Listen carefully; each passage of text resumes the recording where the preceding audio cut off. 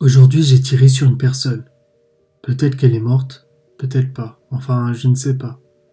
D'habitude, j'aime chasser les gibiers à poil, les sangliers étant mes préférés. Mais aujourd'hui, j'ai accidentellement tiré sur une personne. Plus précisément une personne qui courait. Inquiet et débousselé, je me précipitai immédiatement vers le corps allongé sur les pommes de pin. Aucun signe de vie, même pas un doigt qui bougeait. L'intention de toucher le corps afin de vérifier le battement du cœur fut la mauvaise idée. Je fis donc la forêt de Brocéliande. Pendant quelques instants douteux, enfermé dans ma voiture, les questions sur l'accident ne cessaient de tourner en boucle. Pourquoi as-tu fait ça? Pourquoi? Pourquoi? C'était un leitmotiv. Un cauchemar interminable, le pire moment de ma vie, je ne pouvais plus faire marche arrière. Le soleil s'apprêtait à se coucher et je m'y dirigeais vers ma maison en campagne.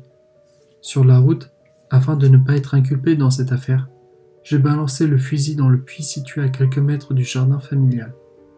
Arrivé chez moi, je pensais au corps abattu par mes propres mains et les questions s'enchaînaient.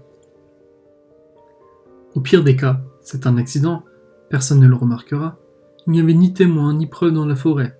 La forêt était dans un silence absolu. Il n'y avait personne à part le jogueur, la joggeuse et moi. Enfin, c'est ce que je pense. Mais s'il y avait quelqu'un avec cette personne et que tu ne l'avais pas remarqué, peut-être qu'on t'a reconnu. Non, je ne pense pas. Je pense que tu devras t'éloigner le plus rapidement et quitter la Bretagne. On ne sait jamais. Imagine un peu, s'il y avait quelqu'un avec cette personne, et que la personne t'a reconnu, voire elle a pris ta plaque d'immatriculation. Les forces de l'ordre pourront alors remonter à tes coordonnées. Je suivais ainsi le chemin dans ma pensée, clé de voiture, passeport et quelques vêtements dans un sac de sport. Je pris la route pour la frontière franco-espagnole. J'étais fatigué, perdu et avant tout meurtrier. Enfin, je ne savais pas encore. J'allumai la radio station 105.5 France Info. C'est toujours les mêmes actualités. La Covid-19 a fait aujourd'hui 347 morts en France. Nous sommes en direct avec le professeur Didier Raoul, infectiologue à l'Institut hospitalo-universitaire de Marseille. Bonjour, professeur Raoul. Pensez-vous que le vaccin de chez Pfizer peut nous protéger de nouveaux variants britanniques? C'était tristement ennuyeux. Je changeais de station lorsque soudain, j'entendis une information très préoccupante. Un jogger a été retrouvé mort dans une forêt à Brocéliande. On ne connaît toujours pas les circonstances du drame. Les forces de l'ordre ont actuellement bouclé le périmètre pour analyser le lieu du drame.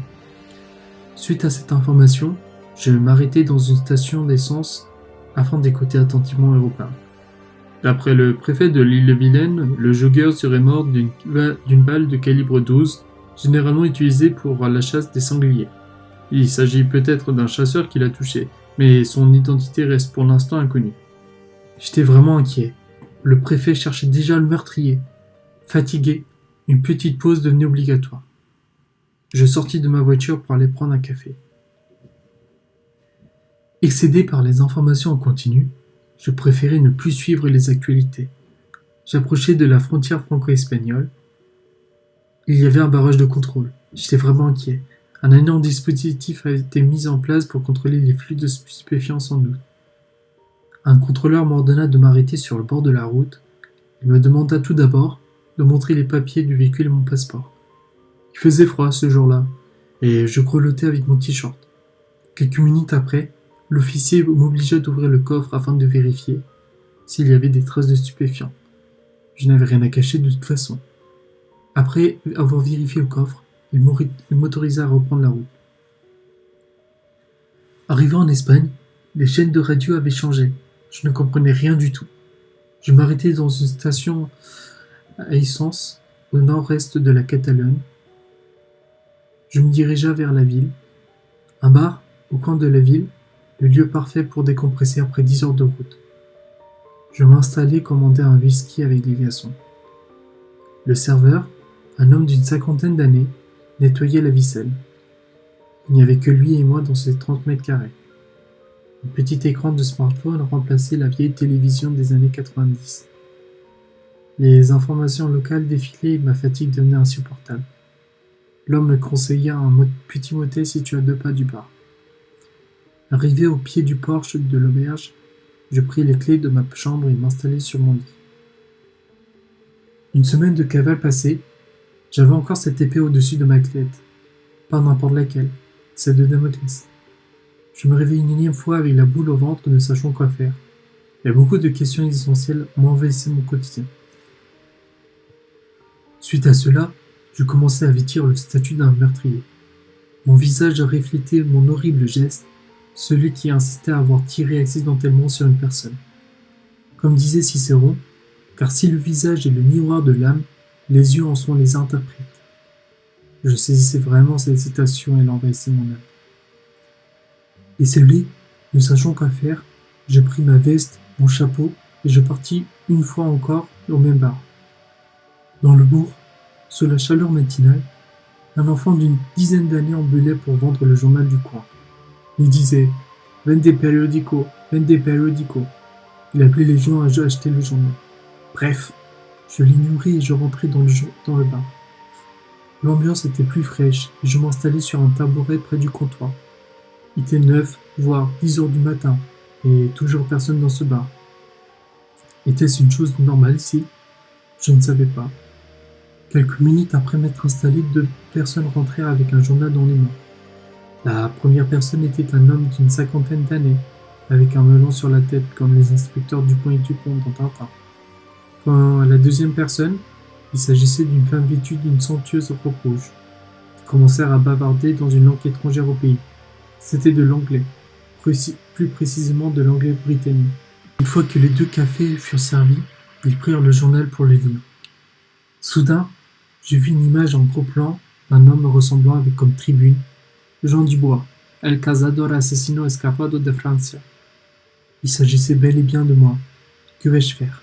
Je suis un homme recherché. J'étais confronté à un dilemme cauchemardesque. Vais-je me dénoncer à la police ou me pendre?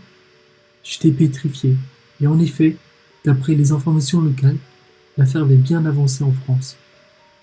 Encore beaucoup de questions existentielles m'envahissaient, mais seulement une parmi toutes restait la principale. Y avait-il quelqu'un avec le jogger? Ces quelques minutes de monologue, je ne pouvais plus me le cacher. J'étais en face de personnes ayant mon visage imprimé sur leur journal. C'était vraiment intriguant. Quelques minutes après avoir terminé leur tasse de café, ils sortirent et prirent un taxi. Il ne restait plus que le serveur et moi.